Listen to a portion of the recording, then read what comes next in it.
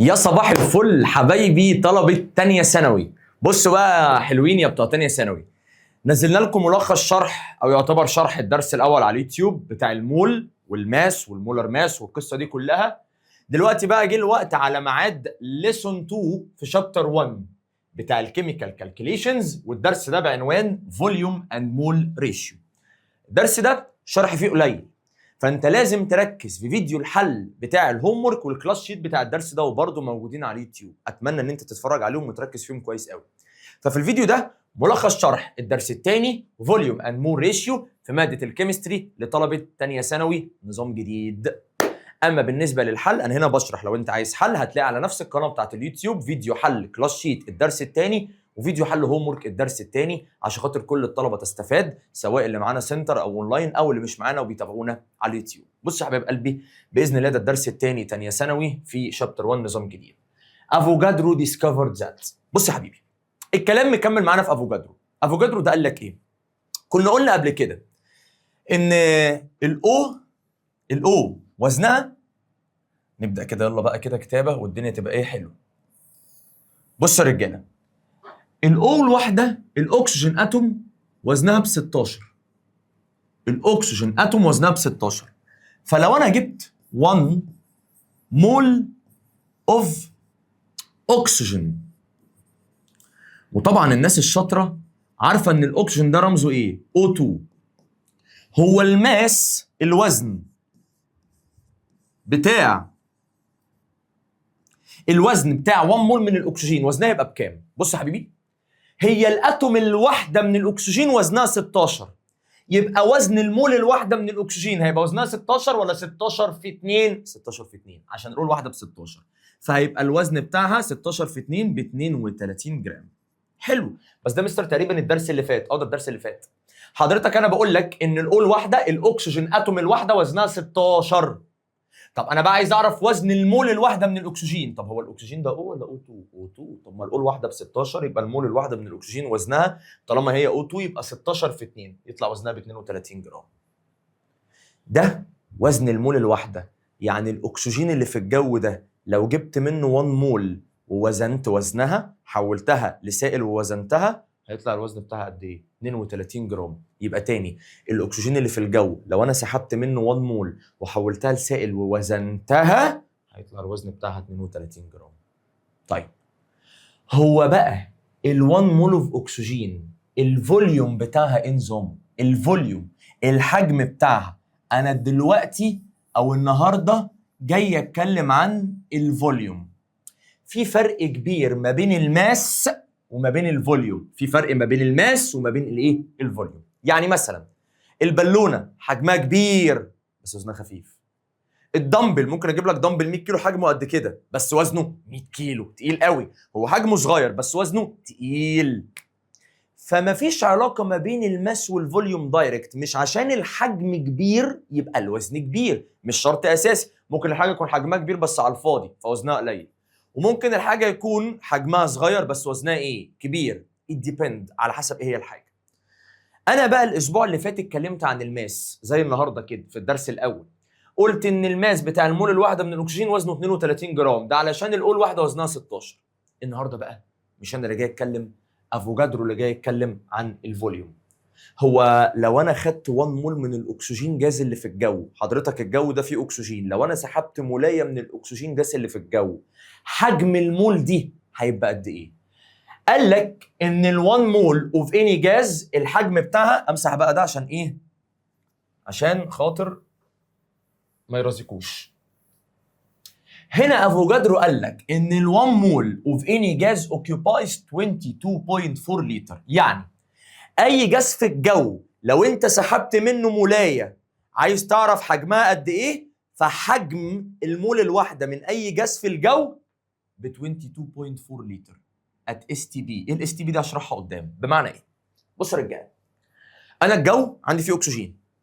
انا بقى الاكسجين اللي في الجو ده، تخيل الاكسجين اللي في الجو ده سحبت منه 1 مول. هو ال1 مول من الاكسجين اللي في الجو ده الحجم بتاعها هيطلع قد ايه؟ قال لك الاكسجين اللي في الجو ده لو خدت منه 1 مول، حجم المول الواحده من الاكسجين اللي في الجو هيطلع 22.4 لتر. ده قد ايه يعني؟ شفتوا ازازه الماء المعدنيه اللتر؟ شفتوا ازازه الماء المعدنيه اللتر؟ ده بقى قد حجم 22 ازازه ونص. يعني بنتكلم في ازازه 2 3 4 5 6، بص رص قد 22 ازازه ونص. ال 22 ازازه ونص دول حجمهم هو حجم المول الواحده من الجاز اللي في الجو. الاكسجين ولا الجاز؟ لا الجاز، اصل الكلام ده ينطبق على كل الجازز. طب مستر معلش، هو ازاي الجاز بتعرفوا حجمه؟ بياخدوا الجاز ده بيحولوه لليكويد. فالجاز لما يتحول لليكويد، يعرفوا بقى حجمه قد ايه. تاني، ازاي الجاز بتعرفوا حجمه؟ بناخد الجاز نحوله لسائل ليكويد، فلما بنحوله لسائل او ليكويد بنعرف حجمه قد ايه. يبقى اذا افوكادرو اكتشف اكتشاف مهم قوي. انا بشرح بالتفصيل على فكره. افوكادرو قال ان اي جاز طاير في الجو لو خدت منه 1 مول الحجم بتاعه ثابت ب 22.4 لتر. 22.4 ايه؟ لتر. اصل انا عايز اقول لك ان الفوليوم دايما بيتقاس باللتر، اي فوليوم بيتقاس باللتر. بس افوكادرو قال لك ان الكلام ده بينطبق في شرط واحد وهو ات اس تي بي. قلنا له يعني ايه اس تي بي؟ اختصار كلمه ستاندرد تمبريتشر اند بريشر. يعني ايه يا مستر؟ يعني لازم الكلام ده ينطبق عند درجه حراره معينه وضغط معين. طب ما هي درجه الحراره؟ درجه الحراره لازم تكون 0 سلسيوس ديجري. درجه الحراره تكون صفر. طب والبريشر يكون بكام؟ 1 اتموسفير. على فكره الضغط الجوي ال1 اتموسفير هو الضغط الجوي الطبيعي، زي اللي في اوضتك وفي اوضتي وفي المكان اللي احنا واقفين فيه. الضغط الجوي الطبيعي هو دايما بيبقى 1 اتموسفير، اتموسفير. يبقى بالبلدي كده يا جماعه، افوكادرو قال ان اي جاز في الجو لو انت جبت 1 مول وحولته لسائل هيطلع ال1 مول من الجاز ده حجمه ب 22.4 لتر. ولكن الكلام ده عند شرط معين وهو الاس تي بي. يعني ايه اس تي بي؟ ستاندرد تمبريتشر اند بريشر. ايوه يعني الحراره بكام؟ 0 سلسيوس ديجري، اما البريشر 1 اتموسفير. حضرتك في ميجرنج يونت ثانيه للحراره، ممكن بدل ما نقول 0 سلسيوس ما يعادله بالكلفن. 0 سلسيوس يعني 273 كلفن، فدي او دي شغالين. وال1 اتموسفير ليه طريقه قياس ثانيه. الضغط ده يا جماعه ليه طريقه قياس ثانيه زي بتاع جهاز الضغط. شفتوا الراجل اللي بيربط بتاع على دراعك كده ويقعد ينفخ ينفخ ينفخ؟ في بقى جهاز الضغط ده بقى تلاقيه بقى بيقول لك ايه؟ بالزئبق، اللي هو الميركوري اللي هو الزئبق، هو اللي بيقيس الضغط اهو. فالضغط الطبيعي ال1 اتموسفير الضغط الطبيعي اللي هو يعني بالميركوري 760 ملم ميركوري. تمام كده؟ ف 760 ميركوري اتش جي اللي هو ازاز الضغط الطبيعي يعني عادي. كلام سليم. تاني، انا في الجو اهو واقف، جبت 1 مول من الجاز، حبيت اعرف حجمها. فالجاز ده لما جبت منه 1 مول سيلته، حولته لسائل. فال1 مول من الجاز لما حولتها لسائل طلع حجم ال1 مول 22.4 لتر. بس الكلام ده لازم شرط. اول حاجه درجه الحراره 0 سلسيوس ديجري. تاني حاجه البريشر الضغط يكون 1 اتموسفير. الشروط دي اسمها اس تي بي، اختصار كلمه ستاندرد تمبريتشر اند بريشر. حلو قوي. والزيرو سيلسيوس هي 273 كلفن، وال1 اتموسفير هي 760 ملم ميركوري. اما افوكادرو يسكت؟ لا، ابن ابن الذين رزقنا حاجه تاني. قال لك وبرده ال1 مول اوف اني جاز، برده الفوليوم بتاع ال1 مول اوف اني جاز بيشغل مساحه 24 لتر. قلنا له الله يخرب بيتك، انت مش لسه قايل 22.4؟ قال لك لا، ممكن برده لو جبت مولايه من اي جاز وسيلتها وحولتها لليكويد هيطلع الفوليوم بتاعها 24 لتر. بس الكلام ده ات ار تي بي. الله، ايه الار تي بي دي؟ قال لك دي بقى اختصار كلمه روم تمبريتشر اند بريشر، درجه حراره الغرفه ودرجه ضغط الغرفه. اللي هم بكام يعني دول؟ اللي هم لازم يكونوا درجه حراره 25 والبريشر زي ما هو 1 اتموسفير. فلو درجه الحراره 25 ساعتها حجم ال1 مول من الجاز هيبقى 24 لتر. اما لو الحراره صفر ساعتها الفوليوم بتاع ال1 مول من الجاز هيبقى حجمها 22.4 لتر.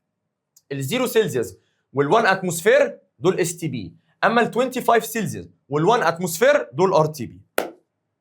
يبقى مختصر الكلام، لو انا جبت 1 مول من اي جاز وسيلتها الحجم بتاعها بيكون 22.4 لتر. بس الكلام ده عند اس تي بي، يعني درجه حراره صفر بريشر 1 اتموسفير.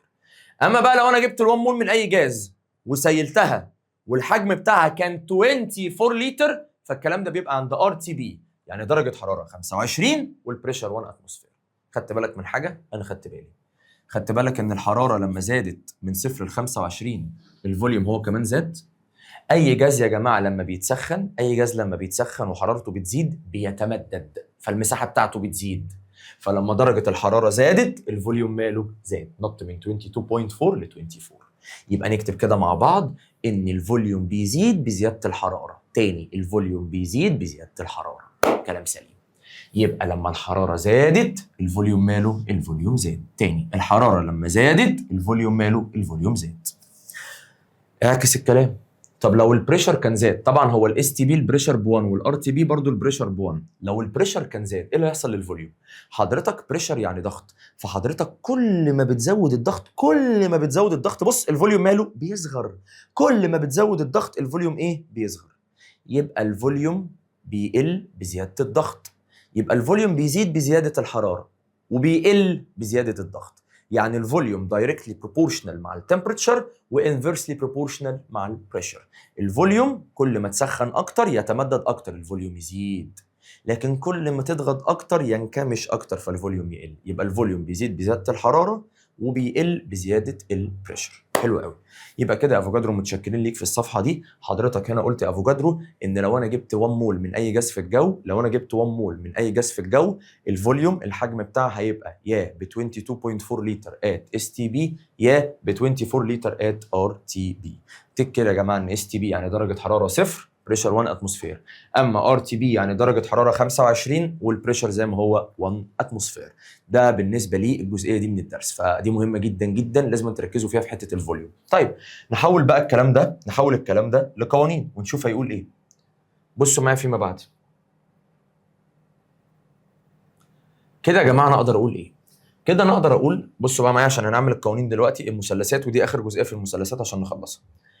انا كده يا جماعه قلت ان ال1 مول اوف اوكسجين الفوليوم بتاعها بكام؟ ات اس تي بي. بص يا مستر، ال1 مول من اي جاز ات اس تي بي الحجم بتاعها 22.4 لتر. يبقى ال1 مول من اي جاز، الحجم بتاع ال1 مول من اي جاز ات اس تي بي برقم ثابت 22.4 لتر. طيب لو ال 22.4 دول حجم المول الواحده، يبقى الفوليوم بتاع ال 3 مول هيبقى بكام؟ طب ما طالما ال1 مول الفوليوم بتاعها ب 22.4 يبقى ال 3 مول الفوليوم بتاعهم هيبقى بكام؟ هضرب الثلاثه في ال 22.4. يعني انت عشان تحسب الفوليوم ضربت عدد المولز اللي هو الثلاثه في الرقم الثابت اللي هو كام؟ 22.4. بس الكلام ده ايه؟ اس تي بي. طب لو كنت بتحسب الفوليوم ات ار تي بي برضه هضرب عدد المولز بس المره دي في الرقم الثابت الثاني اللي هو 24 لتر. يبقى الفوليوم يعتبر قانون واحد. الفوليوم بيساوي عدد المولز في 22.4 لو انت اس تي بي، او الفوليوم بيساوي عدد المولز في 24 لتر لو انت ار تي بي. وتذكر ان الفوليوم يعني حجم، والحجم بيتقاس باللتر. تاني، فوليوم يعني حجم والحجم بيتقاس باللتر. وتذكر يا طالب تانية ثانوي يا غلبان، لما يجي يقول لك فوليوم لازم تتاكد من المساله هل هي اس تي بي ولا ار تي بي. نهتم جدا بالجزئيه دي. يبقى دول يعتبر بالنسبه لي قانون واحد ما فيهمش اي فرق، ولكن الفرق ان واحد اس تي بي فالرقم الثابت بتاعه 22.4، اما الثاني ار تي بي فالرقم الثابت بتاعه 24. يبقى دايما كده يا جماعه الفوليوم يعني الحجم، والفوليوم ده بيساوي عدد المولز في ال 22.4 او عدد المولز في ال 24. جبتها ازاي؟ قلت طالما ال1 مول من الجاز الحجم بتاعها 22.4 يبقى حجم ال3 مولز بكام؟ ضربت عدد المولز اللي هو ال3 في حجم المول الواحده اللي هو 22.4 اداني الحجم بتاع ال3 مولز كلهم. فعشان كده ده القانون بتاع الفوليوم. وكده يعتبر النص الاول من الدرس خلص اللي هو بيتكلم فيه عن الفوليوم. هنا بيتكلم معاك عن معلومه بسيطه اسمها افوجادروز هايبوثيسيس، عايز برضه اراجعها للعيل ثانيه واحده. بصوا يا حبايب قلبي، احنا لسه قايلين قانون الفوليوم. تعالوا ناخد قانون واحد من قوانين الفوليوم اللي احنا لسه قايلينها. الفوليوم بيساوي ايه؟ حضرتك الفوليوم بيساوي عدد المولز في 22.4 طبعا ات اس تي بي. انا اخدت قانون واحد بس. طب كان في قانون قديم من الحصه اللي فاتت، ده كان بيحسب عدد الايه؟ تعال اقول لك ده بيحسب عدد الايه؟ ده بيحسب عدد الموليكيولز. كنا بنقول ان عدد الموليكيولز بيساوي عدد المولز في افوجادروز نمبر 6.02 تايمز 10 باور 23. اللي انا هشرحه ده دلوقتي حاجه سريعه اسمها افوجادروز هايبوثيسيس او افوجادروز بوستيوليت. بوستيوليت او هايبوثيسيس يعني افتراضات افوجادرو. افتراضات افوجادرو. افوجادرو قال لك ايه؟ لو انا جبت اكسجين جاز رمزه O2 وامونيا جاز رمزها NH3، طيب جبت قد ايه من الجاز وقد ايه من الجاز؟ طبعا يا جماعه الجاز بيتقاس بالفوليوم، الجاز بيتقاس باللتر مش بالماس، الجاز بنقيسه بالحجم مش بالوزن. طيب هو جاب من الاكسجين جاز 10 لتر وجاب من الامونيا جاز 10 لتر، قام جه قال لك ايه يا افوجادرو؟ طالما التو جازز عندهم الفوليوم قد الفوليوم، طالما فوليوم الاكسجين ب 10 لتر وفوليوم الامونيا ب 10 لتر، طالما الفوليوم قد الفوليوم يبقى عدد المول قد عدد المول. صح. ليه؟ صح. ليه؟ عشان لو انا حبيت احسب عدد المولز بقسم الفوليوم على رقم ثابت اللي هو 22.4، طبعا الكلام ده هتقيس تي بي، يا اما هقسم الفوليوم على 24، طبعا الكلام ده هتار تي بي. تعال نمشيها اس تي بي. لو انا حبيت احسب عدد المولز للاكسجين هعمل ايه؟ هقسم الفوليوم اللي هو ال 10 على 22.4 هيديني عدد المولز. طب لو انا حبيت احسب عدد المولز ده للامونيا هعمل ايه؟ هقسم الفوليوم اللي هو برضو 10 على 22.4 فيطلع برضو عدد المولز هنا قد هنا. يبقى هو افتراض صح. فعلا لو الفوليوم قد الفوليوم يبقى عدد المول قد عدد المول. ليه؟ لان عدد المول بيساوي الفوليوم على 22.4. طب ما ده الفوليوم ب 10 لتر على 22.4 هيدينا عدد المولز. طب ما ده برضو الفوليوم ب 10 لتر على 22.4 هيديني نفس عدد المول. ده انا كاتب لك القانون عشان تستنتجها يا شيخ. فهمت يا مؤمن؟ يبقى لو انا عندي تو جازز والفوليوم قد الفوليوم يبقى عدد المول قد عدد المول. وكمان عدد الموليكيول قد عدد الموليكيول. ليه؟ ما هو لو عدد المولز متساوي عدد الموليكيول هيبقى متساوي. ليه؟ لأن عدد الموليكيولز بيساوي عدد المولز في افوجادرو. طب ما عدد المولز عند ده قد عدد المولز عند ده، فلو جيت لي ده وحبيت احسب له عدد الموليكيولز هضرب عدد المولز في افوجادرو هيديني عدد الموليكيولز. ولو جيت عند ده وحبيت احسب له عدد الموليكيولز هضرب نفس عدد المولز بتاع ده، ما هم ايكوال في افوجادرو، فهيديني نفس عدد الموليكيولز بتاع مين؟ بتاع ده. يبقى اذا يا افوجادرو افتراضاتك مظبوطه. حضرتك فعلا لو الفوليوم بتاع الفوليوم، لو الجاز قد الجاز في الفوليوم، لو عندي تو جازز عندهم ايكوال فوليوم اذا هيكون عندهم ايكوال عدد مولز وهيكون عندهم ايكوال نمبر اوف موليكيولز. يبقى لو الفوليوم قد الفوليوم المول قد المول الموليكيول قد الموليكيول. الكلام ده على الجازز فقط. عايز انا بقى اقول معلومه، امال مين اللي مش قد بعض؟ الماس. عمر الوزن ما يبقى قد الوزن. ليه؟ لان الماس بيعتمد على حاجه اسمها المولر ماس، وحضرتك الاكسجين الاول واحده ب 16 اما النيتروجين ب 14.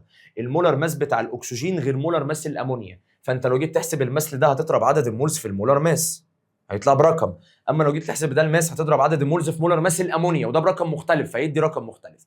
فعمر الماس ما يكون قد الماس، عمر الماس ما يكون قد الماس، وكذلك عمر المولر ماس ما يكون قد المولر ماس، ما يكون قد المولر ماس. ما ينفعش المولر ماس يكونوا قد بعض، لان مولر ماس ده غير ده. الاول واحده ب 16 هنا الان ب 14 والاتش ب1. عمر ما وزن ده يكون قد وزن ده، وعمر ما مولر ماس ده يكون قد مولر ماس ده، وعمر ما عدد اتومز ده هتبقى قد عدد اتومز التاني. ليه؟ حضرتك اكسجين يعني O2 عدد الاتومز فيها ب2، فانت لو حبيت تحسب عدد الاتومز هتضرب 2 اللي هو عدد الاتومز في عدد المولز في افوجادرو. اما الامونيا NH3 عدد الاتومز فيها ب4، فانت لو حبيت تحسب لدي عدد الاتومز هتضرب الاربعه في عدد المول في افوجادرو. فهنا تضرب 2 هنا تضرب في 4 يبقى عمر الاتومز ما هتكون قد الاتومز.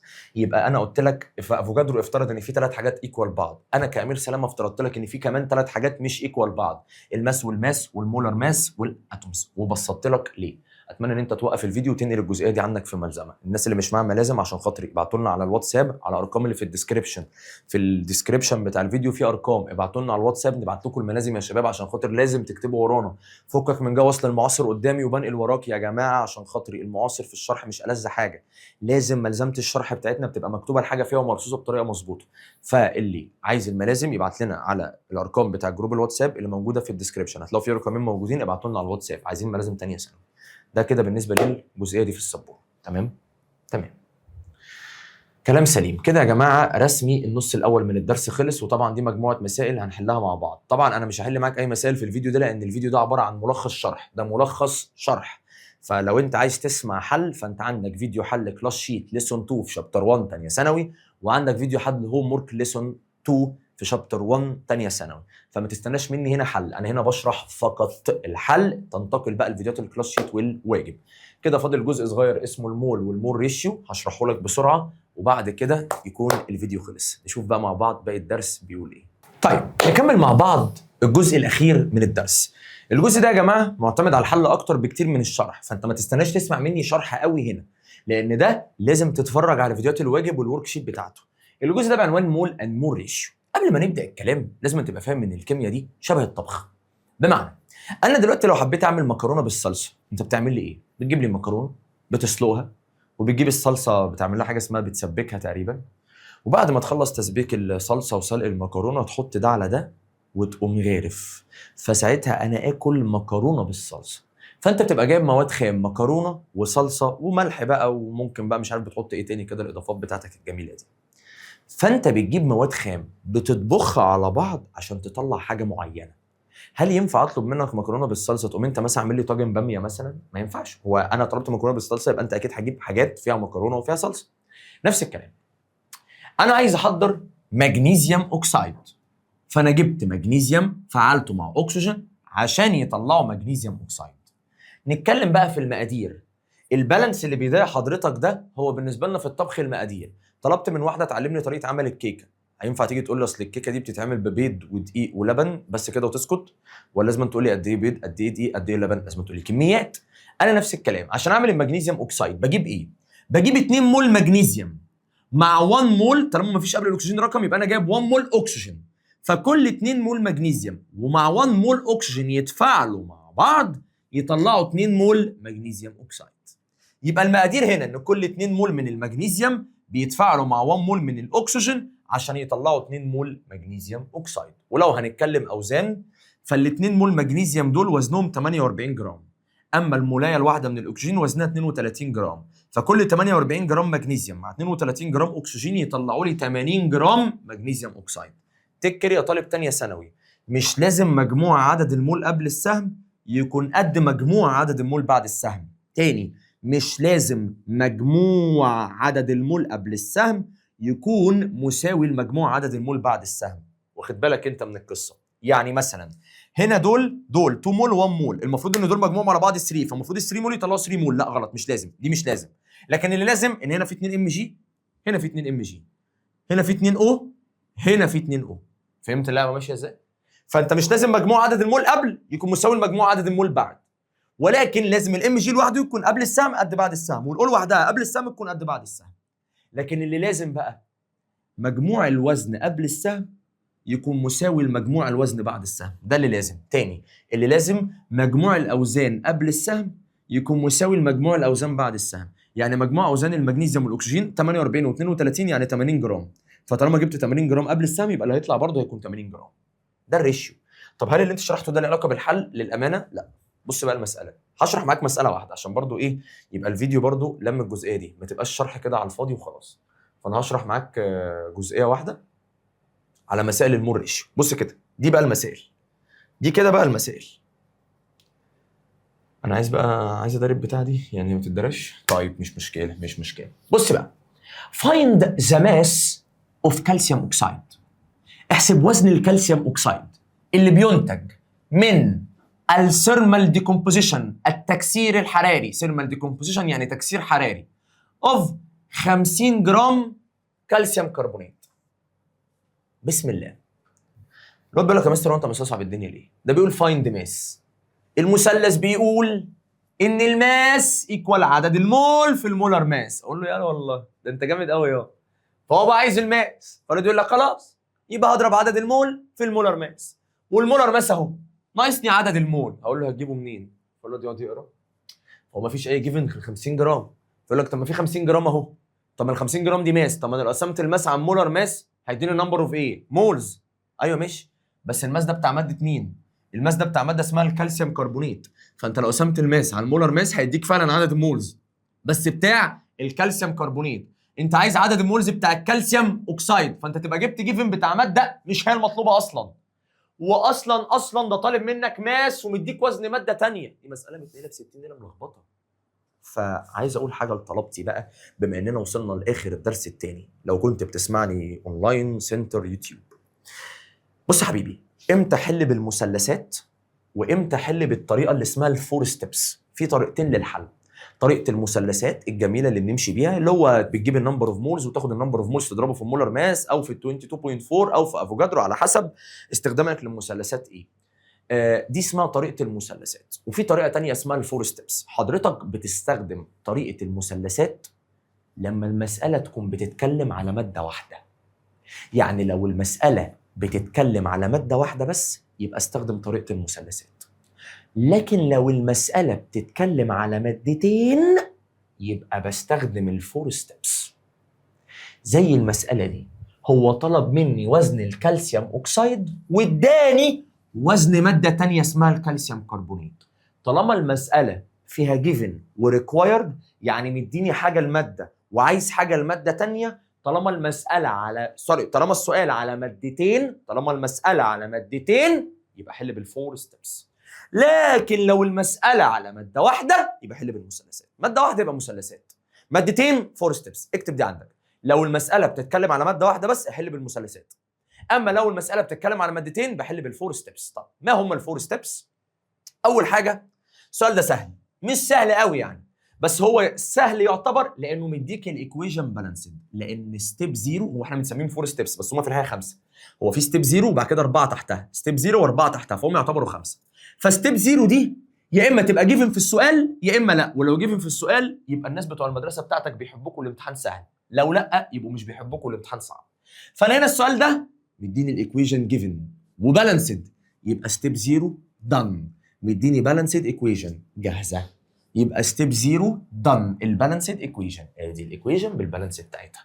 مستر هو لازم يديني الايكويشن جيفن؟ لا، في مسائل بيدي الايكويشن جيفن بالبالانس وفي مسائل لا. دي من المسائل اللي مديني فيها الايكويشن جيفن بالبالانس. تمام.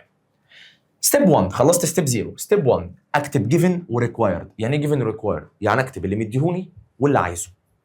قال لي احسب وزن الكالسيوم اوكسايد، يبقى اجي عند الكالسيوم اوكسايد اعمل علامه وحط تحتها ايه؟ اكس. ليه؟ لان قال لك فايند يعني وزن الكالسيوم اوكسايد مش عندي، فايند يعني حاجه الكالسيوم اوكسايد مش عندي، فاحط ايه؟ اكس، ما هي مش عندي. طب فايند ايه؟ ماس، يعني اكس اللي انا عايزها دي هتبقى ماس، والماس ده دايما بيتقاس بالايه؟ بالجرام، فانا كتبت اكس جرام. اكس اللي هو بيعبر او اللي هيعبر عن وزن الكالسيوم اوكسايد. طب وجرام ليه؟ عشان اكس ده ماس واي ماس بيتقاس بالجرام. يبقى تاني، انا حضرتك الكالسيوم اوكسايد عايز وزنه، يعني مش عندي وزنه، فحطيت مكانه ايه؟ اكس، حطيت تحته اكس عشان انا عايز وزنه. طب انا بقول عايز وزنه، اي وزن بيتقاس بالايه؟ بالجرام، فانا عايز وزن الكالسيوم اوكسايد فانا حطيت اكس، ووزنه ده بيتقاس بالجرام فتبقى اكس جرام. ماشي. كملت قرايه. اللي بينتج من التكسير الحراري، تكسير حراري ماده مين؟ الكالسيوم كربونيت. بصوا يا حبايبي، انا عندي ماده اسمها الكالسيوم كربونيت، ده رمزها. الكالسيوم كربونيت دي هتتعرض للحراره فهتتفرتك، هتتكسر، تطلع سي اي او كالسيوم اوكسايد، وهيبقى سي او 2 وسي او 2 اهو، سي اي او ويبقى سي او 2. كلام سليم. هو بقى الجيفن بيقول لي 50 جرام اوف كالسيوم كربونيت، يبقى اجي على الكالسيوم كربونيت واقوم عامل علامه واكتب تحتها الجيفن بتاعها 50 جرام. يبقى انا كده كتبت الجيفن والريكوايرد. اهم حاجه الميجرنج يونت، يبقى ستيب 1 دن. ستيب 2 سهله جدا، مول ريشيو. بقارن عدد المولز ما بين المادتين اللي انا معلم عليهم. اوعى تقول لي الماده اللي من بره، انا بقارن عدد المولز ما بين المادتين اللي معلم عليهم. دي ما فيش قبلها رقم، يبقى انا جايب منها 1 مول. طبعا انت الايكويشن جايه لك جاهزه فانت يا دوبك بتغش. دي ما فيش قبلها رقم يبقى انا جايب منها 1 مول. طب ودي ما فيش قبلها رقم يبقى انا برضو جايب منها ايه؟ 1 مول. يبقى انا كده عملت ريشيو اوف مول. كتبت عدد مولز الماده في الايكويشن، البالانس بتاعها في الايكويشن ب 1 مول، ودي هنا في الايكويشن ما فيش قبلها رقم يبقى 1 مول. فالبيت يقول لك طب ودي وانت مالك؟ هو مش ده الجيفن وده الريكوايرد؟ انا لما بعمل مول ريشيو بعمله ما بين الماده الجيفن والماده الريكوايرد، دي ماليش دعوه بيها. فانا كده ستيب 2 المول ريشيو دن. ستيب 3 اصعب واحده، اسمها كونفيرت. المول بتتحول لحاجه وهنا المول بتتحول لحاجه. طب المول هعمل لها كونفيرت لايه؟ قال لك على حسب. هنا المول هحولها لماس. ليه؟ عشان الجيفن ماس. بص يا بابا، انا بحول المول على حسب الجيفن او الريكوايرد. هنا المول هحولها الى جرام او ماس. ما هو جرام هي ماس. ليه؟ ماس هي جرام، ماس هي جرام، لان الوزن بيتقاس بالجرام. فانا لما اقول ان انا المول هحولها لماس، هي لو قلت ان المول هحولها لجرام، لان الماس هو اللي بالايه؟ بالجرام. فانت ممكن تسمعني في بعض المسائل اقول هحول المول لماس او هحول المول لجرام، مش تفرق، الاثنين واحد. هو الفكره بقى، انت ليه هتحول المول لماس او لجرام؟ عشان الجيفن بالجرام او الجيفن بالماس. فطالما الجيفن ماس او بالجرام يبقى انت لازم تحول المول الى ماس او جرام. طيب حضرتك انا عشان احول للماس، عشان احسب الماس بضرب مين في مين؟ بضرب عدد المول في الام ام. مين هو الام ام؟ المولر ماس. فانت لما تضرب عدد المول في المولر ماس كده انت هتحول للماس اهو. فانا هضرب ال1 اللي هو عدد المولز، طبعا هو مش كاتبه عشان اي حاجه فون بنفسها، بس انا بكتب لك اهو ال1 اللي هو عدد المول، في افتح كده براكت مولر ماس الكالسيوم كربونات. حضرتك الكالسيوم الواحده ب 40 زائد السي الواحده ب 12 زائد دول 3 اهات 3 في 16، يطلع ال1 في المولر ماس كله يديني الماس ب 100 جرام. فانا كده حولت المول لماس عن طريق ان انا ضربت عدد المولز في المولر ماس. طب هنا حولت المول لماس عن طريق ان انا هضرب عدد المول في مين؟ في المولر ماس. فانا هنا بقى هضرب ال1 في ال1 اللي هو عدد المول في مولر ماس الكالسيوم اوكسايد، السي الواحده ب 40 الاول واحده ب 16، واقفل البراكت ده في ده يطلع ب 56. يبقى المول حولتها لماس او حولتها لجرام. ليه؟ عشان الجيفن بالجرام او بالماس. طب ازاي حولتها؟ ضربت عدد المول في المولر ماس. هنا المول برضه حولتها لماس او جرام، هنا المول برضه حولتها لماس او جرام. ليه؟ عشان الريكوايرد انا عايزه بالجرام. طالما الريكوايرد عايزه بالجرام او عايزه ماس يبقى تحول المول لماس. طب حولتها ازاي؟ ضربت عدد المولز اللي هو ال1 في المولر ماس اللي هو ال 40 زائد ال 16. خطوه الكونفرت طالما خلصتها المساله خلصت. باي باي دن خطوه الكونفرت. اخر خطوه اكتب الجيفن والريكوايرد تاني واعمل كروس مالتيبليكيشن تاني. اخر خطوه اكتب الجيفن تاني، ال 50 جرام نزلهم تاني. بص ال 50 جرام نزلهم تاني تحت، والريكوايرد اللي هي الاكس جرام نزلها تاني تحت. اكتب ال 50 تاني والاكس تاني، وبعد كده يا باشا مصر اعمل كروس مالتيبليكيشن. كده اكس هتساوي 50 في 56 على 100. اكس بتساوي 50 في 56 على 100 تطلع ب 28 جرام. هي مين هي اكس؟ الماس اوف كالسيوم اوكسايد. اكس هي الوزن بتاع الكالسيوم اوكسايد. شكرا، المساله اتحلت. انا كده شرحت لك مساله واحده بس، مول ريشيو. لو انت بقى عايز تشوف عيد ميلاد من مسائل المول ريشيو هتلاقي بقى فيديوهات الواجب والورك شيت على اليوتيوب مغرق الدنيا حل فيها. كده يا شباب تم الانتهاء تماما من شرح الدرس الثاني في منهج الكيمستري الترم الاول لطلبه ثانيه ثانوي. الدرس ده يا شباب بعنوان فوليوم اند مول ريشيو، درس مهم جدا قوي جدا. الحل بتاعه اهم من الشرح بكتير. الشرح انا فكرتك بكل المين بوينتس، ولكن الحل مهم قوي. اتمنى يا طلبه ثانيه ثانوي تكونوا بتستفادوا من الفيديوهات دي. كل اللي طلبوا منكم ان انتم تبعتوا الفيديوهات دي لاصحابكم على جروبات بقى المدرسه، على جروبات الدفعه بتاعتكم، جروبات الشله. ظبطوا كده الدنيا وابعتوا الفيديوهات لبعض عشان خاطر كله يستفاد منها، عشان خاطر تلحقوا تذاكروا الامتحان الشهر وتقفلوه وتجيبوا فيه درجات عاليه باذن الله. اي حد عايز الملازم اللي بنشرح منها يكتب لنا في الكومنتات او يبعت لنا على رقم الواتساب. واتمنى ان انتم تكونوا فهمتوا الفيديو ده، واشوفكم على خير الفيديو بتاع الدرس الثالث. باي باي شباب.